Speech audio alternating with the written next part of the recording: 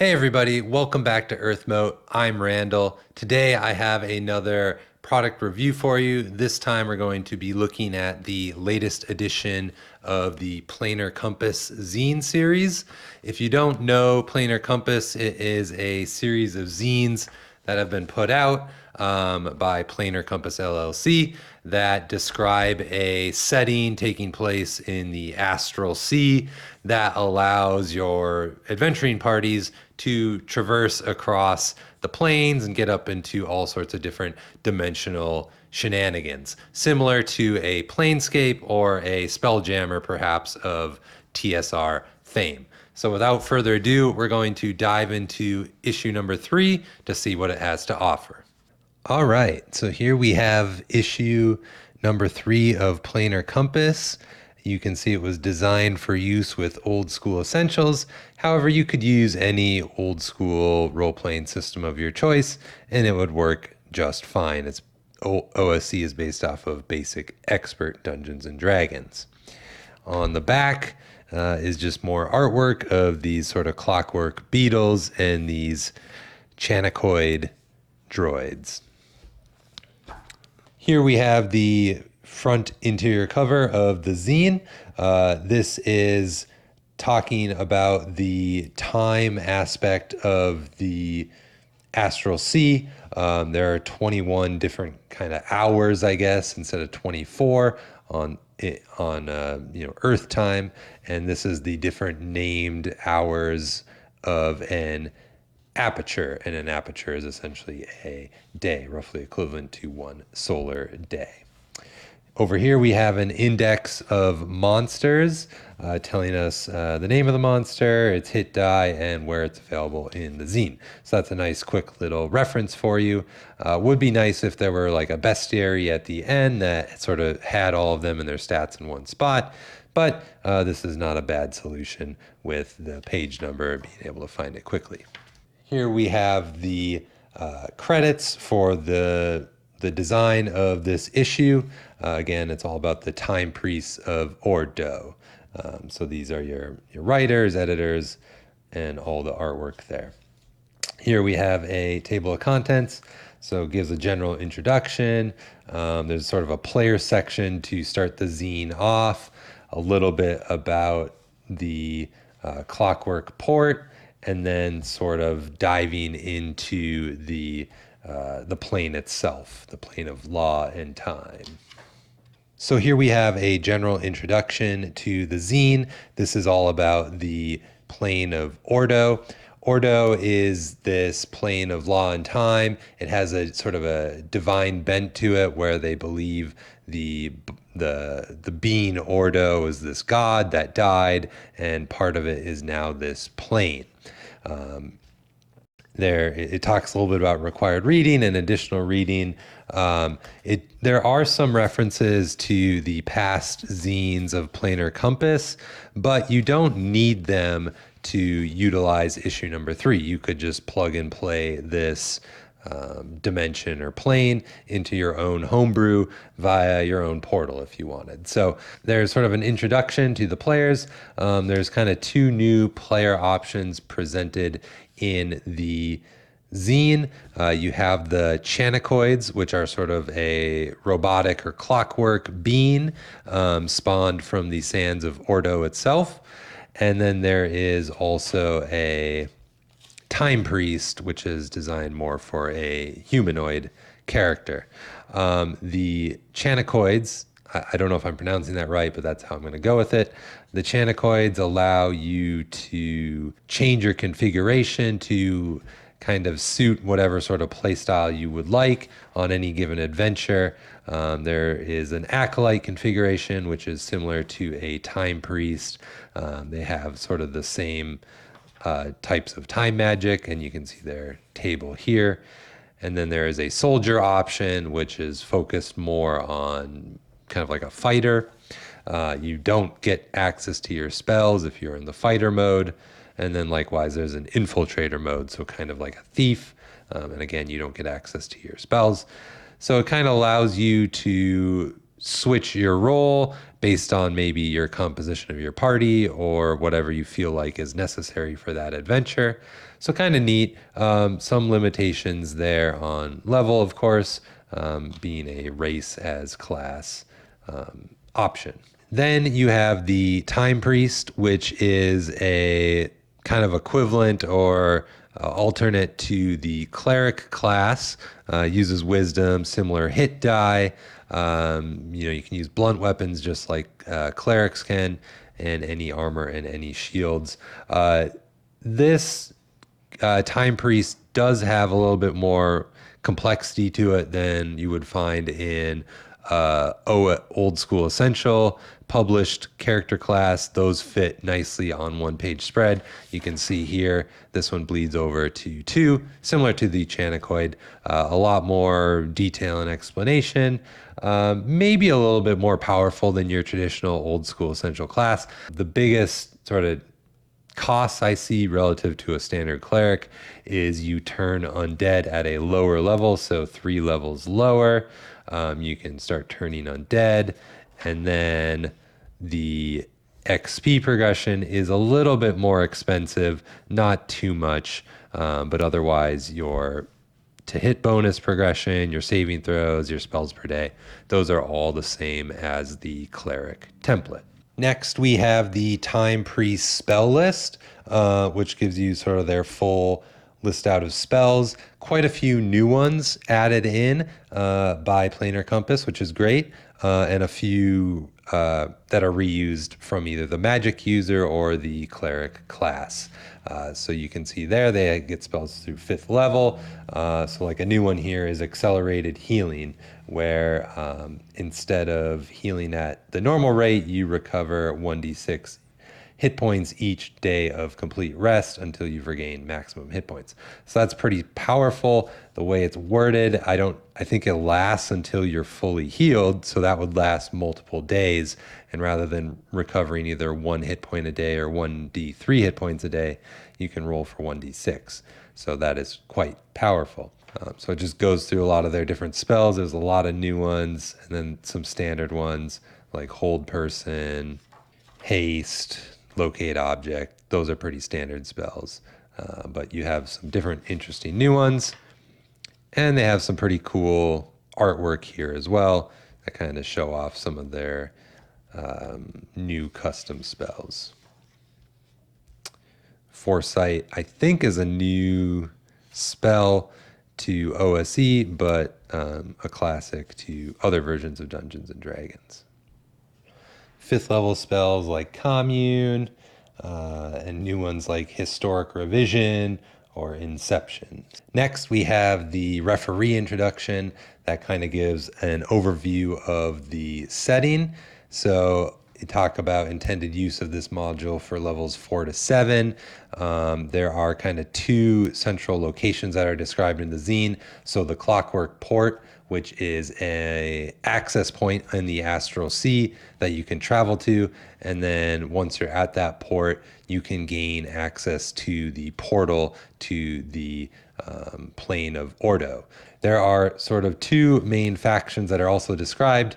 The Church of Ordo, which is kind of your classical hierarchical church, very lawful, likes to collect their taxes and maintain order throughout the practice and worship of Ordo, the god. And then you have the Redeemers, which are deemed heretics and outcasts, which have been forbidden from returning to the plane of Ordo. And they believe that Ordo's death was a dreadful mistake, and they seek to turn back time to before the creation of the multiverse to bring Ordo back to life. So very flavorful there. Here we have some description of the Clockwork Port. This is a no distance from Dreamhaven. Dreamhaven is a described in Planar Compass issue number 1. And so that gives you sort of the distance to that, and then kind of lays out the main areas, the gateway, the church, different figures of note, and then some secrets as well that are hidden within the Clockwork Port. Here we have a map of the Clockwork Port, highlighting the main locations that are mapped out on the module. You can see the different numbers there on the map. It's effective enough, I think.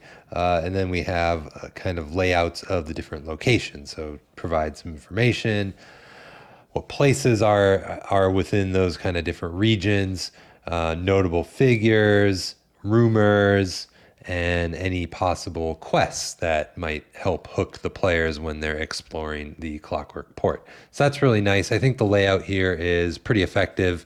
You can see the different sections and quickly find the different types of information that you're looking for. Here again, we have the cathedral, the machine shop, different secrets and quests, and then we have the divine gate itself. This is the gate that allows the players to get to the plane of Ordo. It then describes a little bit in more detail the cathedral. Obviously, the Church of Ordo is a ripe place for adventuring. So there is a map that kind of lays out the main points of the church that the players can explore. I like that the map has the keys and the numbers on it. Maybe a little bit hard to read, kind of integrated in, but I think overall not too bad. It's kind of it's quick enough to pick them out. A nice wandering encounter table here. As your players explore, they'll run into different denizens, perhaps a cloaked librarium from the plane of Gnosis secretly and quickly makes its way to the library. So maybe something's going on there. And then it talks about the different locations, a mercury basin, very flavorful with clocks and clockwork items there. And it kind of goes through the different descriptions. And then there's a basement section that the players can access. There's a few different secrets down there. From there, we go to the description of Ordo, the plane of law and time. So this kind of talks about the different laws of Ordo, gives a description about what happens there. There are a few main locations that are described, one being the Great Wheel. So this is a giant metal cog that is suspended above the sands of Ordo. Then there is some description of a kingdom on the plane of Ordo, the kingdom of Ritus Divinus, and this is a place that the players can go explore. It's actually kind of described as a little bit of a tourist destination for people that are making their way to Ordo. There are a few different things that people can get up to there, and it's described a little bit further, a little bit deeper on in the zine. There is the Time Well and the Dunes of Enlightenment. So there's sort of a great vast sands that make up the plain. And there's the Sea of Salvation, which is this endless mercury sea. And then it goes on to describe a little bit more detail for two main sections, I believe, the Great Wheel and then the Kingdom. So this talks a little bit about the Kingdom, the Great Wheel. And this describes the different there's sort of these hanging towers, the portal itself. So this lets you travel to and from the Clockwork port on the Astral Sea. And here are the 21 hanging towers that make up this giant wheel. Not a lot of description about them, so that's kind of left up to the GM or referee to decide what might be available there and what the players could explore. Next page, we have the Kingdom of Ritus Divinus. This is sort of a kingdom, but also popular tourist attraction. You can see the map here with the different main sections of the kingdom. They're numbered and color-coded, which makes them sort of easy to reference, and I think that's a nice touch. There's a few figures of note, different secrets, different events. So one thing that I thought that was interesting was the death of the king. Once each aperture or day, the king dies, and an elaborate funeral takes place, and 7 secs or hours later, the king is resurrected and crowned again with a lavish ritual and party. And the common folk are noted as destitute and can hardly stomach this endless affront. Different locations that are kind of keyed on the map on the previous page One that I thought was funny was the amble track. This is a sort of gliding walkway that takes you through the city to the different features, and you can catch all the sideshows, oddities, and must-see locales of the kingdom. But predictably, the track is either down for maintenance or catastrophically fails during the sex of struggle and frustration. That is very thematic and quite funny. And then the last main area that is described on Ordo is the time well. And the time well is essentially this void that the Ordo church uses as a prison. And the further they throw them into the well, the slower time happens for them. And they kind of waste and rot away within the time well. And then it talks about the different levels of the time well. So at level 4, time goes at the speed of 1/5. There are a number of cells, the atmosphere that happens there, description of the prisoners, and then lastly at the bottom you have the accursed pit. And at the bottom, essentially this is where time stands still, and there are kind of unique rewards and a figure that are found at the bottom. Essentially, it is this being known as the Traitor, which is a Clockwork child, and basically godlike in its sort of stats, and it sort of played some sort of part in the death of Ordo, perhaps. And because time stands still down there, to it, this tragic event happened, and it sort of bears this divine guilt, and it believes it deserves to be punished.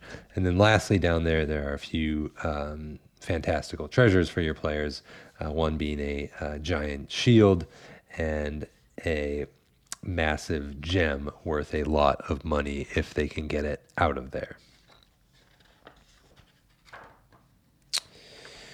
Lastly, we have the open game license, and then the Clockwork Beetlejuice on the final page, and the kind of inside cover of the back of the zine.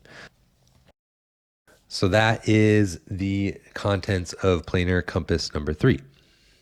Overall, issue 3 looks like a really good addition to the Planar Compass universe. A lot of cool ideas in there. So overall, I think Planar Compass issue number 3 gives you a nice backbone to kind of work off of if you are interested in exploring the plane of law and time. Ordo seems like a great start to that. You might need to add your own content to kind of really flesh it out and make it interesting to your players, but there's a lot of great information and hooks that you can definitely build off of. So I think that is overall good. One of my main criticisms, I guess, would be around the sex of the aperture or hours of the day. I'm not exactly sure why they're 21. I didn't see a clean reason for why it's 21 rather than the 24 that we humans are used to. If your table is kind of strict on keeping your time records and tracking time, using 21 rather than 24 could be a little bit awkward, but probably not too big of a deal. So if you found this interesting, consider picking it up. I will leave links in the description on where you could find both the print edition and the PDF. And if you enjoyed this review, please give it a like and consider subscribing for more old school D&D content in the future. Thanks for watching, and I will see you in the next one.